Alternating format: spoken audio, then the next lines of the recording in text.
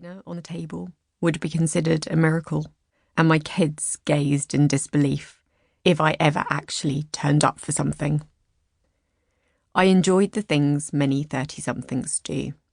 Wine, clothes, gossip, sex. I complained about lack of shut-eye, worried I wasn't making it in my job, and was just about navigating the trials and tribulations that 2 crazy kids and a full-time high-pressured job puts on any marriage. And then everything changed. On an idle Thursday, the week before Christmas, my worst nightmare became a reality.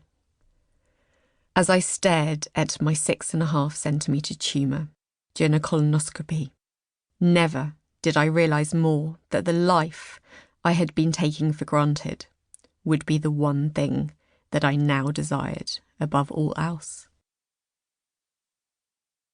When I was diagnosed with bowel cancer, something only normally considered a possibility over the age of 60, my world spun out of control. As all cancer patients are, I was left to deal with a new life, one where my daily goal was to live, to get up and fight cancer. But I'm human. You can't jump from a regular life to one of just trying to keep your head above the water without feeling like you are drowning at times. I had an outpouring of love, support and well wishes, but I was fighting to stay afloat.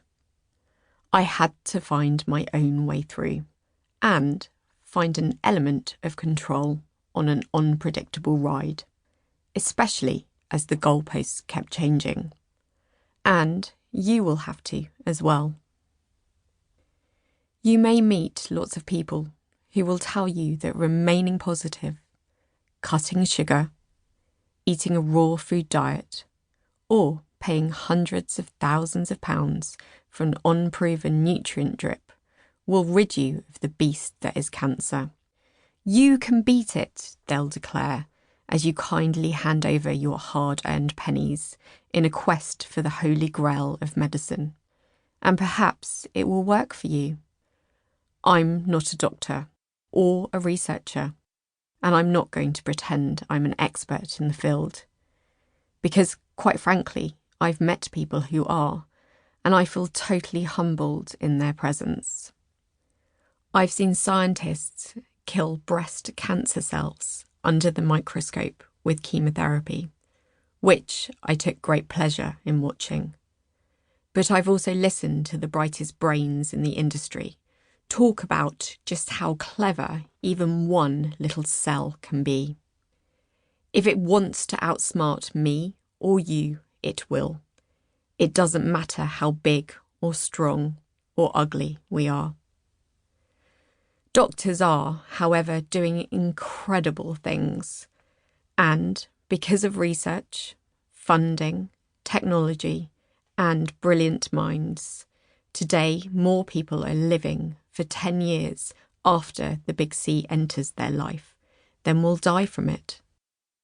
But we are not there yet. We don't have a magic cure for cancer. But advances do mean that I've undergone procedures that a few years ago would not have even been considered. It means I have a chance, and so do you. And with the right outlook, you too can take control of a situation that might seem hopeless. A cancer diagnosis isn't always game over, regardless of what the statistics might tell you. I was diagnosed with a cancer where stats told me only 34% of women make it through the first year. Imagine celebrating a new year where you had a greater chance of dying than surviving.